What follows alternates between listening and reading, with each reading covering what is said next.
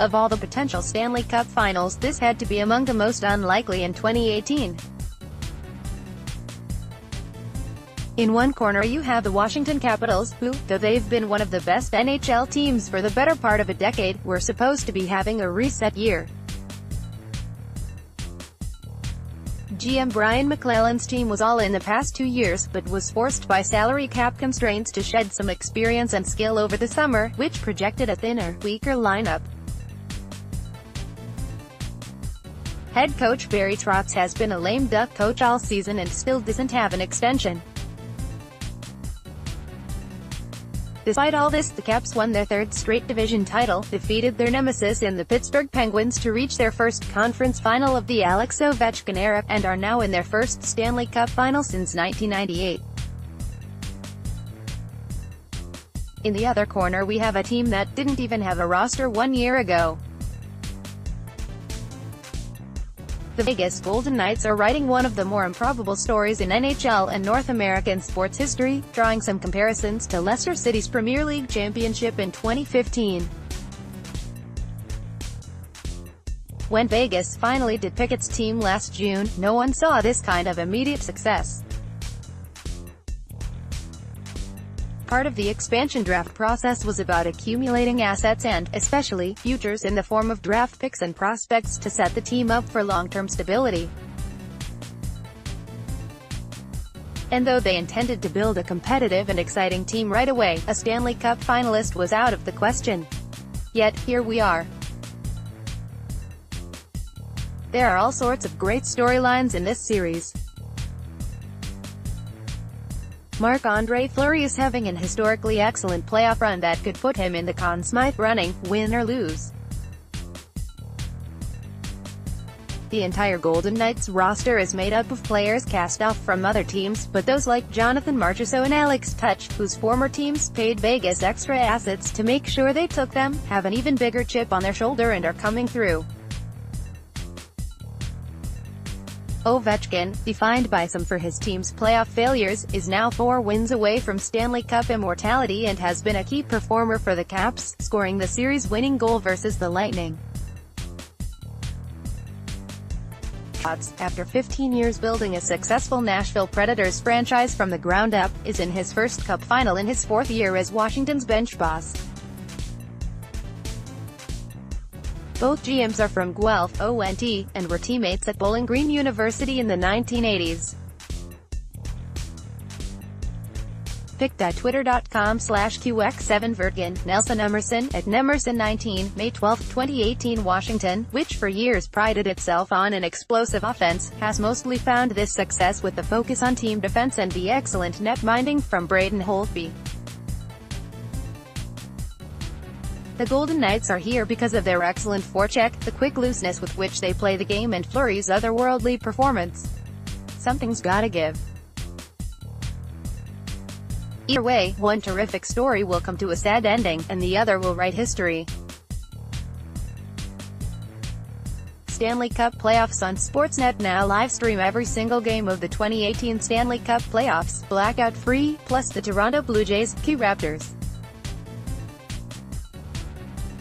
Determined by percentiles created for a variety of statistics, and weighed equally to give each team a grade out of 10 for offense and defense, 7 for 5-on-5 and 3 for special teams. These numbers are then averaged to come up with a power number to measure a team's all-around play. Team offense, rank defense, rank power number, rank Vegas 5.21, 16th 5.61, 11th 5.41, 12th Washington 5.62, 13th 3.56, 23rd 4.59, 19th Advanced Stats, Playoffs, Vegas 49.825 on 5 CF percent, 8th 0.9605 on 5 Sieverts percent, 1st 8.535 on 5 Shish percent, 3rd Washington 50.355 on 5 CF percent, 7th, .9305 on 5 Sieverts %, 6th, 7.695 on 5 Shish %, 8th. Team stats, playoffs, Vegas, 17.6 pp %, 10th, 82.5 pk %, 4th, 2.87 gf, gp, 9th, 1.80 ga, gp, 2nd, Washington, 29.8 pp %, 2nd, 75.0 pk %, 10th, 3.44 gf, gp, 2nd, 2.61 ga, gp, 5th. Head-to-head record Vegas, 2-0, Washington, 0-2-0. Injury notes Vegas, amazingly, the Golden Knights haven't been bitten too badly by the injury bug. The biggest loss so far has been left-winger William Carrier, who recorded 3 points in 37 regular season games and didn't have a point through the first 2 rounds. Carrier missed Game 6 against the Sharks and the entirety of the Winnipeg Jets series. He's skating again and could be available, though Vegas hasn't missed a beat without him and could ride a winning lineup. David Perron missed 2 games of the Western Conference Final, but that was due to illness and not injury. In the 2 games since he returned, his workload was slashed, but as he gets back to full health those minutes should return to normal levels, as should his production. Vegas has been so lucky with injuries mostly because they've gotten through to the final so fast. The Golden Knights haven't had a Game 7 yet, and only one of their 3 series have gone beyond Game 5. You have to have a healthy hockey team, and I think the biggest thing is we've won our series in 4 games, 6 games and 5 games, Coach Gerard Gallant told media. We had a lot of rest between series to heal up some minor injuries, and our team is fresh. There's not too often you can say going into the Stanley Cup final that your team is pretty fresh and has very few minor injuries. Having time between series to get ready for the next one is a big part of having a chance to win. If injuries do hit, Vegas has some decent options to turn to. Tomas Tatar scored once in 2 games when he filled in for Perron, and if Carrier is healthy, either he would return or Ryan Reeves would stay on the 4th line for a physical presence. Well, I'm on it. There's one player, one man among them all who stands out from the crowd. William Carrier. He's only been on the ice for 65 minutes and his Corsi is only 46%, but man, he lays out a lot of hits.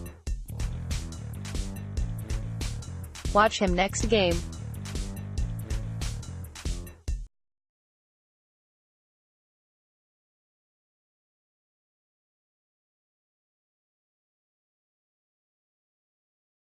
The Caps headed to Game 6 with a 3-2 series advantage, but it was the kind of situation they had been in and blown before. Without Backstrom, Washington was down one of its best players. The Caps went on to win that game and clinched the series, but Backstrom missed the first 3 games of the East Final with the hand injury as well. What appeared to be a death knell turned into nothing more than a minor inconvenience as the Capitals went 3-1 without the Swede. They lost the first 2 games after he returned against Tampa Bay, but in Game 6 Backstrom recorded 2 primary assists to help lead the Caps to a 3-0 win, before potting the empty netter in Game 7. The Capitals also missed 23-year-old Andrei Burakovsky for most of the Columbus series and all of the Pittsburgh series. Much was expected from Burakovsky this season, after he notched 17 goals 2 years ago. But he played through a few injuries and was limited to 56 games, so he's become more of a third-liner for this team and was even a healthy scratch in Game 5 of the East Final. Prior to Game 7, he talked about how he struggled mentally to stay on his game as he returned from injury, but he scored 2 huge goals in the conference final series clincher, and you have to wonder if that inspires renewed confidence just in time for the Cup final. 2 days ago, Burakovsky told us he's hired a sports psychologist because of how hard he is on himself. Isabel Kershudian at Kershudian, May 24, 2018. Devontae Smith-Pelly blocked a shot in Game 7 versus the Lightning and did not return. After the game, Trotz seemed optimistic that the grinder would be good to go on Monday. Trotz said he thinks Smith-Pelly will be fine. Added that he thought it was precautionary to keep him out. Isabel Kershudian at Kershudian, May 24, 2018. Top story: Vegas. The top story for the Vegas Golden Knights is simply that the Vegas Golden Knights are in the Stanley Cup final. It is, of course, revisionist history for anyone to suggest this team was set up for instant success by team-friendly expansion draft rules, because most projected Vegas to miss the playoffs in year one. Even owner Bill Foley, the most optimistic fan of them all, expected his team to make the playoffs in year 3 and challenge for the Cup by year 6. Now, they're just 4 wins away from lifting it right away. "We don't have high expectations for this year," Foley told ESPN.com back in August. "We're going to be competitive. If we're going to lose a game, we'd like to lose by a goal or 2, not lose by 5 or 6. We don't want to be a walkover team. We want to be competitive. We want to be entertaining on the ice. We want to score some goals. We have some really good players, but we are not deep like a lot of teams are in terms of 4 lines of forwards and 2 or 3 lines of defensemen. But we got some really good players in the expansion draft. So we just need to do well for a couple years, then make the playoffs in 3 years as we start transitioning in some of these younger guys, like Shea Theodore and Alex Tuch and Jake Biscoff. We'll be pretty good in 3 years and we'll make a run in 5 or 6. The Golden Knights are a relentless team on the forecheck, and that creates high-quality chances on the offensive end. They are great at getting other teams out of position, creating havoc and buzzing all over with tremendous speed. Vegas brings that quickness and intensity across all 4 lines, but when it comes to scoring, they are far closer to being a one-line team. It's not only shocking that Vegas is here, but incredible how easily they disposed of the Western Conference. They've lost just 3 games to this point and have shocked the hockey world and shaken it to the core. Golden Knights started the season as 500-1 long shots to win the Cup and are now so close to paying out huge to their early adopters. If they can win 4 more, the Golden Knights would complete perhaps the greatest, most improbable season in NHL history.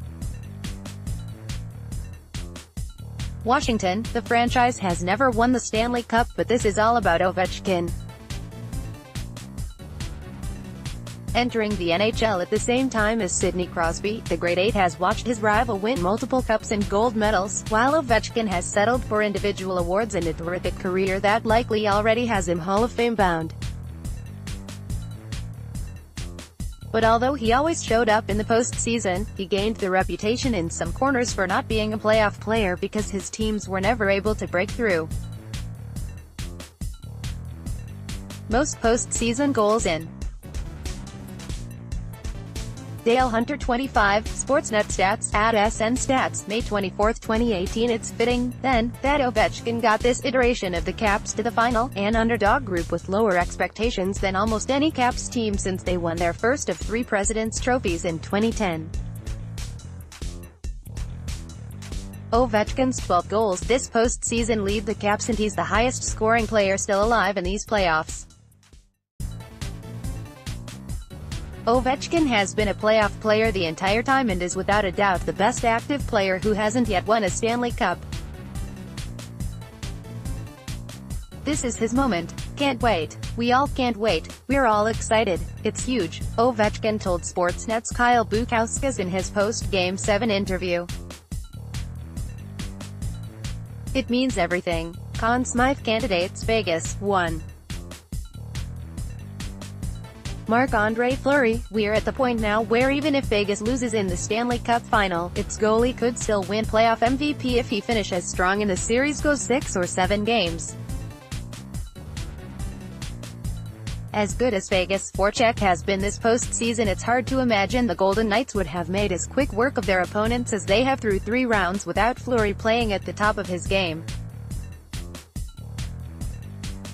Last year Fleury was thrust into the starting job when Matt Murray sustained an injury prior to Game 1 in Round 1, and he helped carry the Penguins a few rounds before Murray returned, ending Fleury's time in Pittsburgh. His performance this season has not only dwarfed what he did last year, but Fleury has a chance to finish with the best playoff save percentage of any goalie to appear in at least 10 games since 1969. Fleury has a league-best .947 save percentage to this point, facing an average of 33.6 shots per game. A few goalies have been over .940 in the past, and the best salary cap era playoff save percentage is Jonathan Quick's .946 mark from 2011-12. But nobody with at least 10 games has finished the playoffs with a save percentage better than Fleury's .947 since Jacques Plante in 1968-69 with the St. Louis Blues. Fleury also leads all goalies with 4 shutouts. It's unlikely he'll tie or break Martin Brodeurs' record of 7, but with 1 more, Fleury would be just the 6th netminder in NHL history to record 5 shutouts in a Stanley Cup playoff run. 2. Jonathan Marchessault. If anyone on this Golden Knights team leaps Fleury, something amazing needs to happen. But Marchessault certainly appears capable of it. The Florida Panthers cast-off leads the Golden Knights with 8 goals and 18 points in 15 games and had 3 multi-point games against both the Jets and Sharks. 3. William Karlsson. The most surprising breakout performer for Vegas, Karlsson has continued his unfathomably good season with 6 goals and 13 points in 15 games. His shooting percentage, which everyone expects to tumble next season, has started to come down in the playoffs, 23.4 to 13.6, but by averaging nearly 3 shots a game he's still getting enough chances to be in good positions to score. It's a long shot that either Marchessault or Karlsson will eclipse what Fleury has done, but both have shown game-breaking potential that could shift the series and radically change the Conn Smythe outlook. Washington, 1. Braden Holtby. When the Caps started the Round 1 series against Columbus, Philip Grubauer was in net, usurping the No. 1 job from Holtby, who struggled through his worst NHL season to date. But after dropping the first 2 games of that series, Trotz went back to his ace and Holtby has been lights out since. With a .925 save percentage, Holtby isn't having the best postseason of his career, but he's been up to the task when the Caps have needed him and closed out the high-scoring Lightning with back-to-back shutouts. In both the 2015 and 2016 playoffs, Holtby led the league in save percentage for all goalies with at least 10 games played, and both times he was over .940. In fact, Holtby has the 3rd best postseason save percentage over the past 4 seasons combined at .930, behind only Craig Anderson, .932, and, you guessed it, Fleury, .933. 2. Alex Ovechkin. He's got the 2nd most points overall and most goals of anyone left standing, so Ovechkin is front and center for Conn Smythe consideration among Caps skaters. If he does it, Ovechkin will need to loom large in the Cup final, with a few more goals at key times. Ovechkin has goals in 10 of Washington's 19 playoff games and points in 14 of them. His whole career has led to this series, so expect him to be hungry and a difference maker. 3. Yevgeny Kuznetsov. If Ovechkin does have a hard time producing against the Golden Knights, the Capitals have another star Russian forward scoring and playing at a high level who is dangerous enough to take over a series. Kuznetsov is actually the points 24 leader on the Caps and averages the most time on ice among their forwards, 21-31. And for all the shots Ovechkin takes, Kuznetsov is neck and neck with him there, too, registering 78 shots. Ovechkin has 80. Kuznetsov is also on a 10-game point streak, coming in hot to the final. X-Factor Vegas. Fleury has been the team's backbone and the top line has driven the offense, but the Golden Knights need more offensive pop from their second line.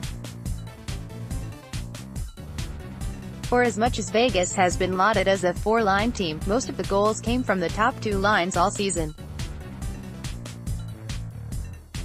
Only one player in the bottom six, Alex Tuch, scored more than 11 goals and 30 points on the season. Tuch, a 22-year-old plucked from the Minnesota Wild, had 2 goals against the Jets, which was second to only Marchessault in Round 3. Against a Washington team defense that has been stifling these playoffs, the Golden Knights will need to get offensive contributions from more than just their top line, if only to lighten the load on Fleury.